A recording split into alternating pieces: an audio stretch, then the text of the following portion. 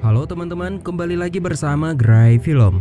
Kali ini kita kembali membahas film Perang Dunia Kedua dengan judul The Last Frontier, sebuah film perang Rusia yang dirilis tahun 2020. Film berdurasi selama 2 jam lebih ini diangkat dari kisah nyata, berkisah aksi heroik prajurit muda Uni Soviet di luar Moskow pada Oktober 1941. Akibat kekurangan pasukan, sekitar 3.500 prajurit Uni Soviet berumur sangat muda dan juga belum siap secara ilmu maupun mental dikirim untuk bertempur ke medan perang dan melindungi daerah barat daya negara Uni Soviet dari serangan Barbarossa Nazi Jerman yang sedang menuju ke Moskow. Tokoh utama kita yaitu Alexander Lavrov, seorang prajurit artileri muda yang sedang belajar di sekolah militer Poldoks. Begitu juga dengan Dmitri, sahabatnya Alex. Untuk latar waktu film ini berada di Moskow pada tahun 1941, di mana Nazi Jerman bersama sekutunya menyerang Uni Soviet secara mendadak menggunakan tank lapisan baja, dan pertempuran ini dikenal dengan The Battle of Moscow.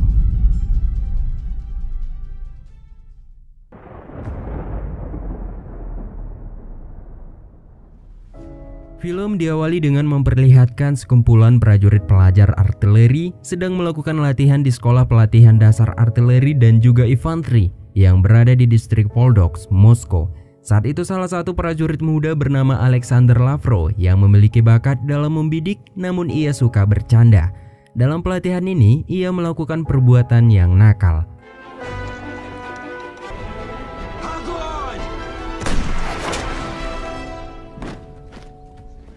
Akibat perbuatannya itu, ia mendapat teguran dari sang kolonel yang bernama Ivan Trikbitsky. Namun ia beruntung karena salah satu sahabatnya bernama Dmitri menolong Alex dari kemarahan kolonel dengan memberikan penjelasan tentang kejadian tersebut.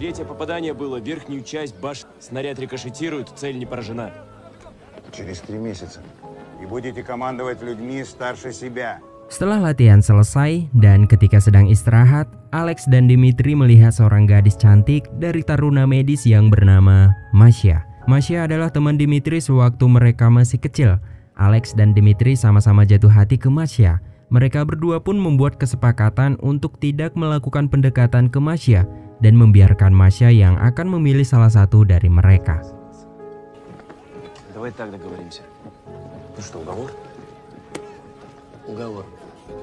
Malam harinya, Alex yang memiliki sifat nakal, ia malah melanggar kesepakatan yang baru ia buat dengan Dmitri.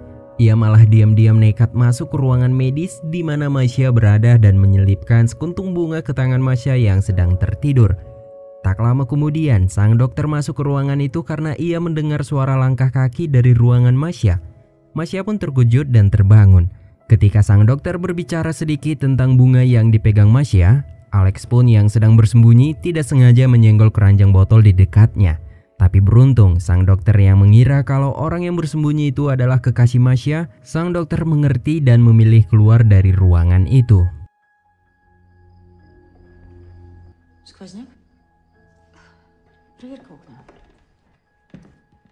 Ketika sang dokter sudah keluar, Masya menghampiri Alex yang sedang bersembunyi. Masya bukannya marah, ia malah merasa senang. Ternyata selama ini Masya juga menyukai Alex. Setelah menerima serangan kemesraan dari Masya, Alex kembali ke tempat tidurnya. Namun Dmitri yang saat itu belum tidur mengetahui kalau Alex baru saja menemui Masya. Karena sudah melanggar kesepakatan dan terbakar api cemburu, Dmitri pun sangat marah dengan Alex, sehingga mereka berdua pun berkelahi.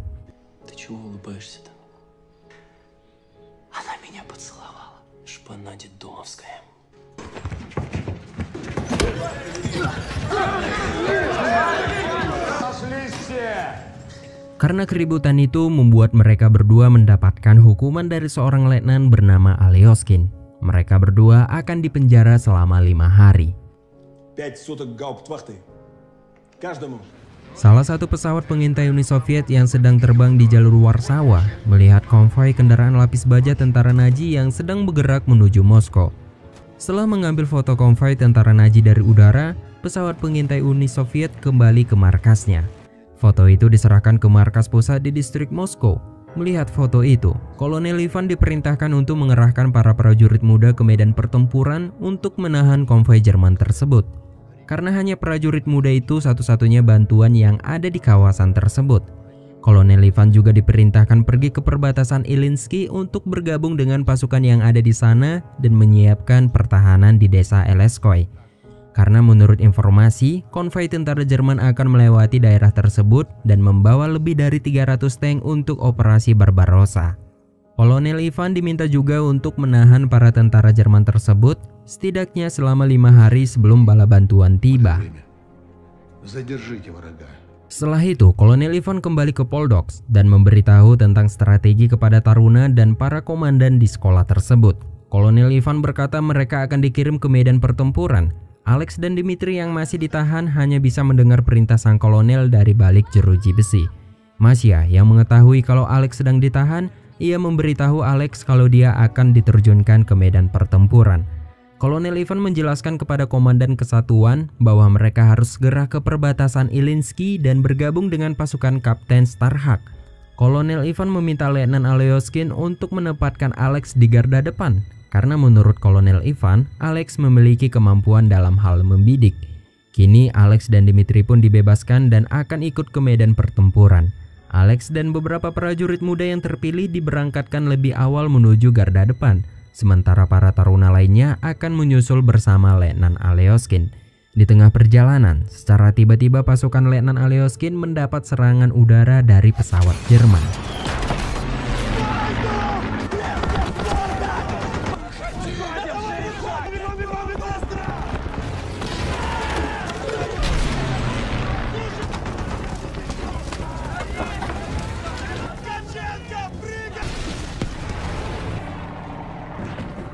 Akibat serangan itu, beberapa kendaraan beserta amunisi terbakar dan salah satu taruna tewas di sana.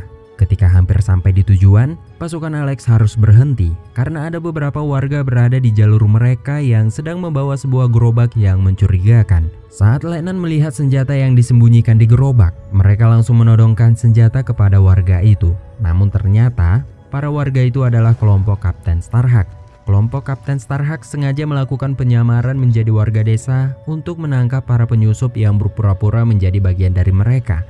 Kapten Starhak mengira kalau pasukan Alex adalah pasukan penyusup yang menyamar. Namun untungnya, salah satu prajurit Kapten Starhak mengenali Alex yang berada di sana. Karena itu, Kapten Starhak mempercayai kalau pasukan Alex adalah bagian dari mereka.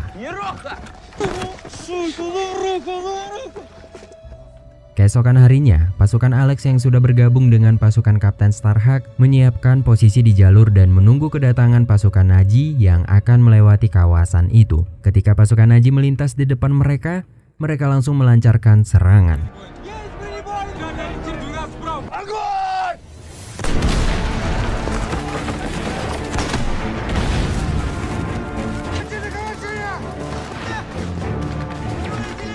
Para taruna beserta pasukan Kapten Starhak berhasil memenangkan pertempuran itu. Namun mereka juga harus kehilangan beberapa taruna. Di perbatasan Ilyinsky, para taruna di bawah pimpinan Letnan Aleoskin akhirnya tiba di Warsawa Highway. Alex, Kapten Starhak, dan para taruna lainnya kembali bertempur melawan pasukan Nazi Jerman. Alex dan para taruna lainnya terus berjuang dan bertahan melawan serangan para tentara Jerman yang selalu berdatangan, sehingga pertempuran itu berlangsung selama 5 hari. Mereka yang terus mendapat serangan tembakan dari tank membuat kesulitan untuk maju. Namun berkat bantuan divisi tank ke-17 yang saat itu akan menuju Borov, pasukan taruna berhasil memenangkan pertempuran di kawasan Warsawa. Di perbatasan Ilyinsky, para perwira memutuskan akan membubarkan para pasukan taruna yang ditempatkan di garda depan. Karena menurut informasi, bantuan dari markas pusat akan datang terlambat.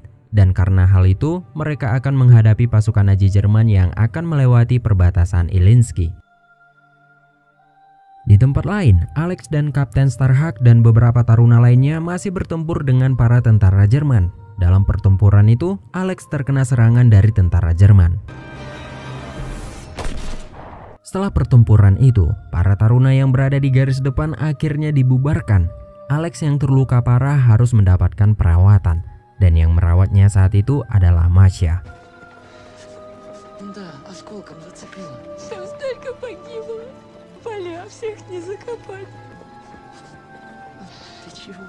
Di pagi harinya, di garis pertahanan pertama perbatasan Ilyinsky, para pasukan infanteri yang bersiap-siap di parit pertahanan mendapatkan serangan brutal dari pesawat Jerman. Jerman berhasil menghancurkan garis pertahanan pertama di Ilyinsky. Banyak prajurit infanteri yang tewas dalam serangan itu.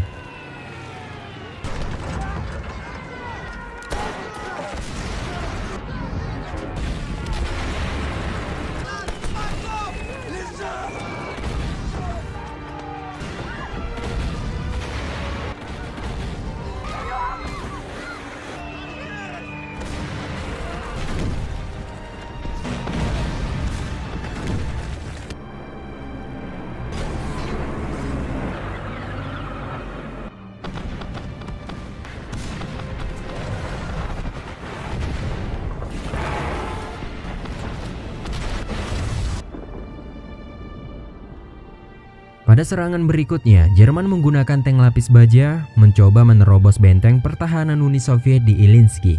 Di tempat lain, Kapten Starhawk dan beberapa anak buahnya melakukan pengintaian ke base camp pasukan Jerman di dekat desa Ilyinsky. Di sana Kapten Starhawk memberikan titik koordinat ke salah satu anak buahnya untuk disampaikan kepada perwira yang berada di perbatasan Ilyinsky. Setelah mendapatkan informasi dari Kapten Starhawk, karena diketahui pasukan Nazi Jerman akan menguatkan serangan dengan mengarahkan tank lapisan baja dengan jumlah yang sangat banyak, para perwira sepakat untuk menggunakan senjata andalan mereka, yaitu Katyusha. Keesokan harinya, peluncuran roket Katyusha mulai dioperasikan, dan setelah semua persiapan selesai, serangan senjata andalan Uni Soviet pun langsung diluncurkan.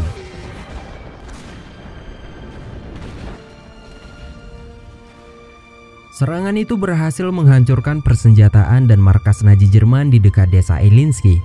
Para pasukan Uni Soviet dan para taruna yang melihat serangan itu dari kejauhan bersorak gembira. Kapten Starhawk dan anak buahnya berhasil menangkap 2 tentara Jerman, dan saat itu Kolonel Ivan menginterogasi 2 tentara itu. Dari interogasi tersebut, mereka mendapatkan informasi bahwa pasukan Nazi Jerman akan menyerang desa Bolhaya dalam beberapa hari lagi. Tidak hanya itu, Nazi Jerman juga sedang mengumpulkan pasukannya sebanyak mungkin di dekat desa tersebut. Pasukan infanteri yang berada di garis pertahanan pertama di Ilyinsky kembali mendapat serangan dari pasukan Nazi Jerman.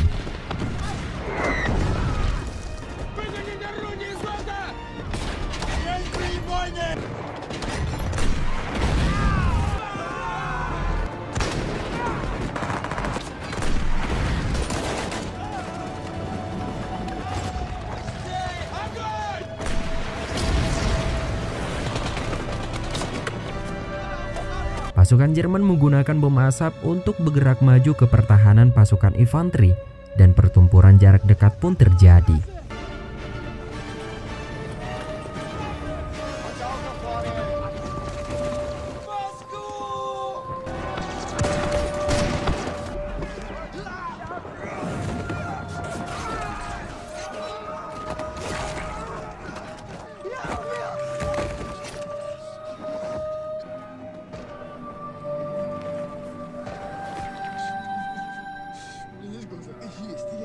Pasukan infanteri Uni Soviet berhasil mempertahankan kawasan mereka, namun banyak dari mereka yang tewas dalam pertempuran itu. Di garis pertahanan ketiga perbatasan Ilyinsky, Masya menemui Dmitri yang akan diberangkatkan bersama taruna lainnya ke desa Bolhaya. Masya mendoakan Dmitri yang akan pergi ke medan pertempuran agar bisa kembali dengan selamat. Begitu juga dengan Alex yang mendoakan Dmitri agar kembali dengan selamat agar bisa melanjutkan persaingan mereka untuk merebut hati Masya. Не подумай ничего, что называется, в одной песочнице выросли. Нас так и звали все время. Наш уговор был нечестным. Да ладно. Вот вернешься и поговорим. Pasukan Nazi Jerman mulai merencanakan di dekat Bolhaya. Dalam pertempuran itu, pasukan Soviet berhasil dikalahkan oleh pasukan Nazi Jerman. Hanya Dmitri yang berhasil selamat dalam pertempuran itu.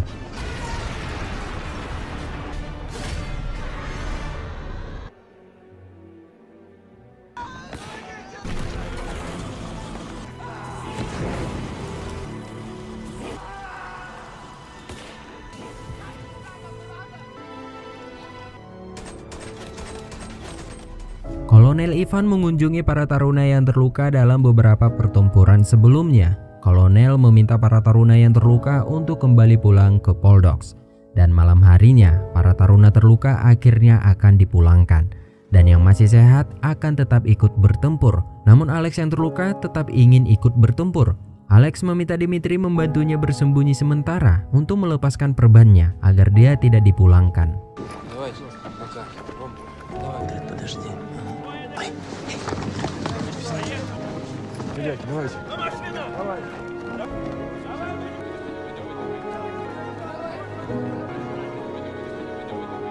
Setelah itu, Alex, Dimitri, dan para taruna lainnya tiba di garis pertahanan Ilyinsky. Alex ditempatkan di garis pertahanan ketiga yang dipimpin oleh Letnan Shapovalov. Sedangkan Dimitri ditempatkan di garis pertahanan kedua, di bawah pimpinan Letnan Alyoskin. Tidak lama kemudian, terlihat rombongan tank yang berbendera Uni Soviet tiba di sana. Para taruna yang melihatnya pun bersorak gembira karena mereka pikir rombongan itu adalah bantuan yang mereka tunggu. Tapi Alex menyadari kalau rombongan tank itu ternyata adalah tank Nazi Jerman yang menyamar menjadi tank Uni Soviet. Dan pertempuran pun kembali terjadi.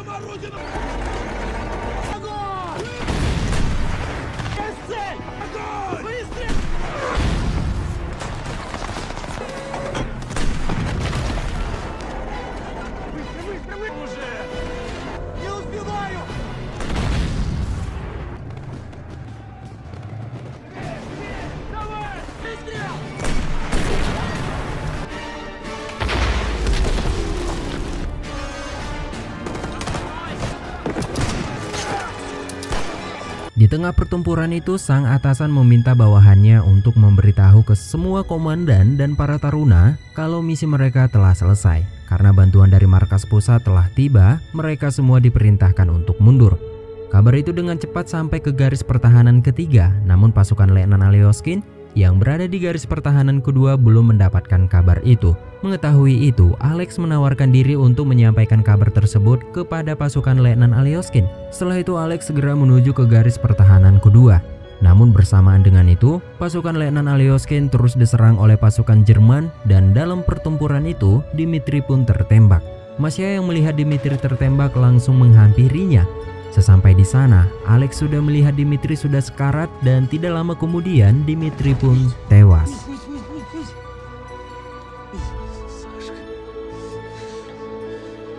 Setelah itu, Alex memberitahu Letnan Alyoskin kalau mereka semua diperintahkan untuk mundur. Namun Letnan menolak dan masih berjuang melawan para pasukan Nazi Jerman sampai mati. Mendengar itu, Alex pun memutuskan untuk ikut bertempur bersama Letnan Alyoskin.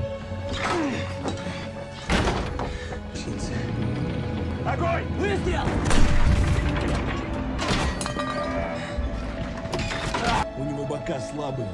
Пока он нас ищет, рано или поздно.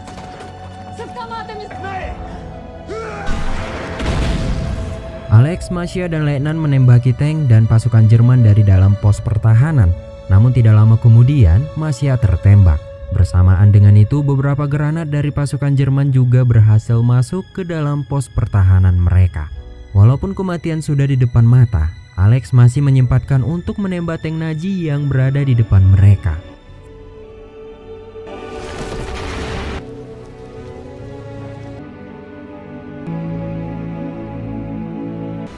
Alex, Masya, dan Letnan Alyoskin akhirnya tewas dalam ledakan itu.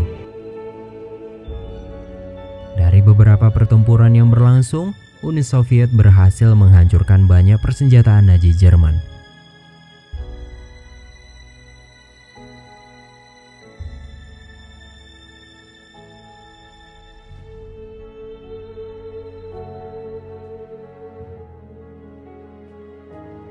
Film ini didedikasikan untuk pejuang para prajurit Poldoks dan para perwira yang mempertahankan Moskow di perbatasan Ilyinsky pada Oktober 1941. Dan film ini pun selesai.